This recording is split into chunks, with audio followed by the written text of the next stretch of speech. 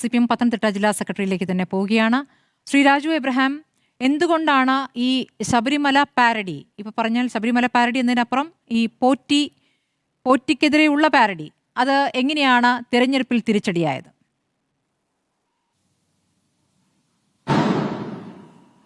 തെരഞ്ഞെടുപ്പിൽ ശബരിമല വിഷയം ഒരു തിരിച്ചടിയായി വന്നിട്ടുണ്ട് എന്ന് നമുക്ക് കരുതാനാവില്ല. തെരഞ്ഞെടുപ്പിൽ പന്തളം ശബരിമലയുമായി ഏറെ പ്രാധാന്യമുള്ള പിതൃസ്ഥാനീയനാണ്. അവിടെ മുനിസിപ്പാലിറ്റിയിൽ വലിയ തിരിച്ചുവരവാണ് CPM നടത്തിയത്. കേരളത്തിൽ CPM ഇടതുപക്ഷ മുന്നണിക്ക് വലിയ തോൽവി ഉണ്ടായിട്ടുണ്ടെന്നുള്ളത് യാഥാർത്ഥ്യമാണ്. പക്ഷേ ശബരിമല സ്ഥിതി ചെയ്യുന്ന ശബരിമല വാർഡ് BJPയിൽ നിന്ന് ഇടതുപക്ഷം പിടിച്ചെടുത്തു. ശബരിമല സ്ഥിതി ചെയ്യുന്ന ഗ്രാമപഞ്ചായത്ത് റാന്നി പെരുന്നാട് വലിയ വിജയമാണ് LDF നേടിയത്.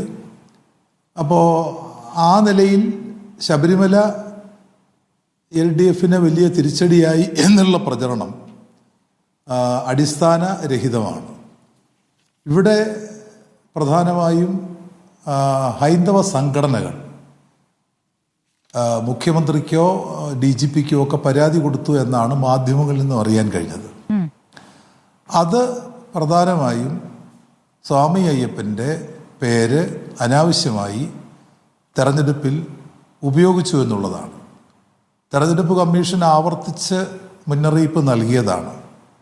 ഈ തെരഞ്ഞെടുപ്പിൽ മാത്രമല്ല, കഴിഞ്ഞ തെരഞ്ഞെടുപ്പിലും പാർലമെൻറ്റ് തെരഞ്ഞെടുപ്പിലും ഒക്കെ ആരാധനാലയങ്ങൾ, മതം, ദൈവങ്ങൾ ഇതെല്ലാം തെരഞ്ഞെടുപ്പിന് ഉപയോഗിക്കുന്നത് സ്വാഭാവികമായും തെരഞ്ഞെടുപ്പ് ചട്ടവിരുദ്ധമാണ്.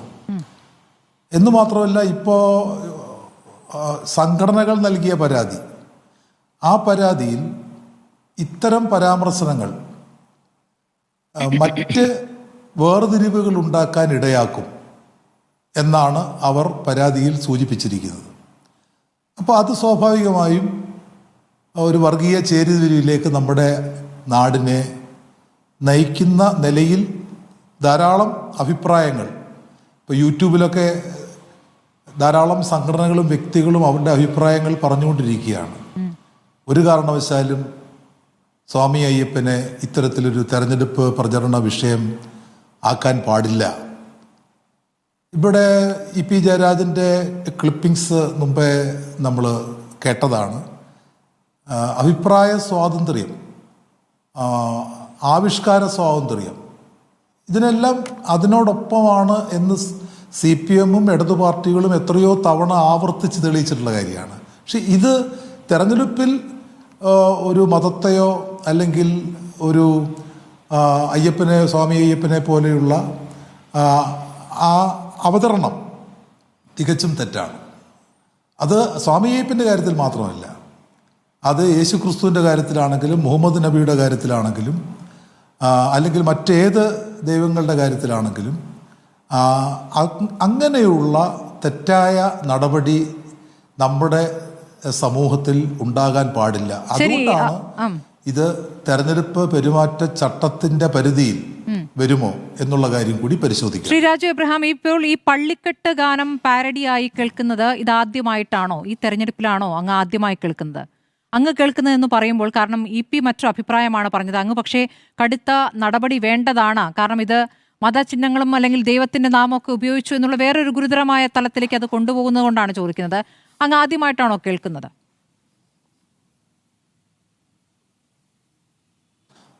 അല്ല, കെ കരുണാകരൻ മത്സരിച്ച സന്ദർഭത്തിൽ ഈ പാരഡി വന്നു എന്നാണ് ഇപ്പൊ പറഞ്ഞത്. അന്ന് അത് സംബന്ധിച്ച് പരാതി ആർക്കെങ്കിലും ഉണ്ടെങ്കിൽ തീർച്ചയായിട്ടും പരാതി കൊടുക്കേണ്ടതാണ്, കൊടുക്കാനുള്ള അവകാശമുണ്ട്. അന്ന് ആരെങ്കിലും പരാതി കൊടുത്തോ നമുക്കറിയില്ല. തെരഞ്ഞെടുപ്പ് കമ്മീഷന്റെ നിലപാട് വല്ലവരും പരാതി കൊടുക്കുന്നതിനെ കുറിച്ചല്ലോ, CPMന് ഇക്കാര്യത്തിലുള്ള അഭിപ്രായത്തെ കുറിച്ചാണ് ഞാൻ ചോദിച്ചത്. ശ്രീ രാജു എബ്രഹാം, CPMന് ഇപ്പോൾ ഒരു വ്യക്തമായ അഭിപ്രായമുണ്ട് എന്നാണല്ലോ അങ്ങ് പറഞ്ഞത്. അങ്ങ് പറയുന്നത് കടുത്ത നടപടി വേണമെന്നാണല്ലോ. അതാണ് ഞാൻ ചോദിച്ചത്.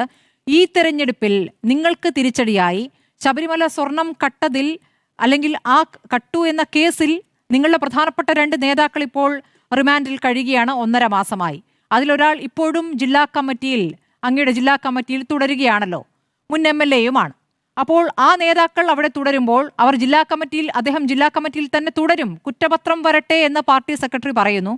അപ്പോൾ അതല്ല പ്രശ്നം, ഇപ്പോൾ ഈ പാട്ടാണ് പ്രശ്നം എന്ന രീതിയിലേക്ക് നിങ്ങൾ എത്തിയോ എന്നുള്ളതാണ് ചോദ്യം.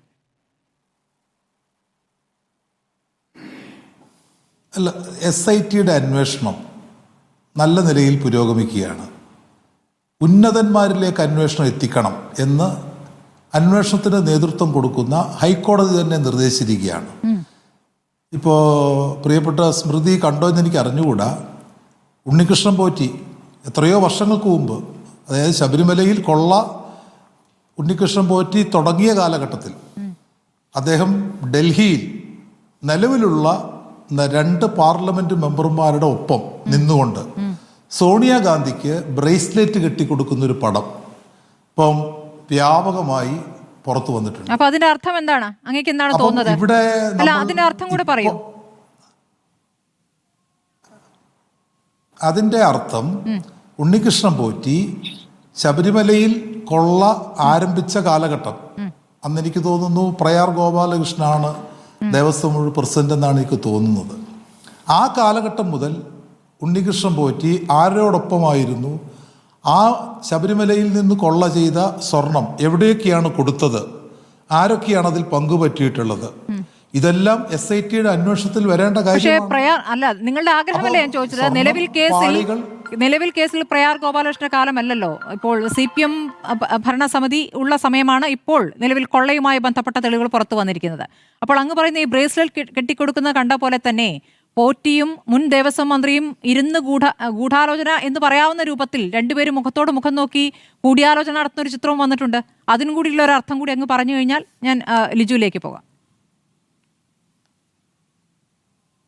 ഞങ്ങളതിനെ ഒരു കാരണവശാലും സംരക്ഷിക്കുന്നില്ല. അതുകൊണ്ടാണല്ലോ ബഹുമാനപ്പെട്ട ഉമ്മൻചാണ്ടിയുടെ കാലഘട്ടത്തിൽ ഞങ്ങൾ മനസാക്ഷിയുടെ കോടതിയിൽ കണ്ടോളാം, ഹൈക്കോടതി കുറ്റവാളി എന്ന് മന്ത്രിമാരെ പറ്റി പറഞ്ഞപ്പോഴും ഞങ്ങളതെല്ലാം മനസാക്ഷിയുടെ കോടതിയിൽ തെളിയിച്ചോളാം എന്നല്ലല്ലോ ശ്രീ പിണറായി വിജയൻ പറഞ്ഞത്. കുറ്റവാളികളായി പ്രഥമ ദൃഷ്ട്യാ കണ്ടെത്തിയ ആളുകൾക്കെതിരെ നടപടി സ്വീകരിക്കാനുള്ള എല്ലാ നടപടികളും സ്വീകരിക്കുക മാത്രമല്ല, പാർട്ടി ജില്ലാ കമ്മിറ്റിയിൽ തുടരുകയാണ് ശ്രീ രാജു എബ്രഹാം. അതാണ് ഞാൻ ചോദിച്ചത്. ഇനി അങ്ങേക്ക് പള്ളിക്കെട്ടിലെ ഒരു പുതിയതല്ല, പള്ളിക്കെട്ട് ഗാനത്തിൽ CPM ഇറക്കിയ പാരഡി കൂടി അങ്ങേക്ക് കേൾക്കാം. ഇത് കെ കരുണാകരന്റെ കാലത്തെയല്ല, കഴിഞ്ഞ തദ്ദേശ തെരഞ്ഞെടുപ്പിൽ ഇറങ്ങിയ ഗാനം. അതൊന്ന് കേട്ടിട്ട് നമുക്ക് ലിജുവിലേക്ക് പോകാം. മലപ്പുറം താനാളൂർ പഞ്ചായത്തിൽ കേട്ട ഗാനമാണ്, അങ്ങൊന്ന് ശ്രദ്ധിക്കൂ. വിശ്വാസത്തെ ഹനിക്കുന്ന മാത്രമല്ല, നല്ല രാഷ്ട്രീയ ശരിയുമുണ്ട്, ഭാഷയിലെ ഒരു സംസ്കാരമൊക്കെ നമ്മൾ കണ്ടല്ലോ. ലിജു, അങ്ങേക്ക് പറയാം, ഇപ്പോൾ കോൺഗ്രസ് എന്ന് പറഞ്ഞോളൂ. ശരി, പറയൂ. ഒറ്റ വാക്ക് പറഞ്ഞോളൂ. അല്ല, അവിടെ അയ്യപ്പന്റെ നാമധേയം ഉപയോഗിച്ചതായി കേട്ടില്ല. ശരി, അല്ല ബാക്കി ഒരു കുഴപ്പവും കണ്ടില്ല.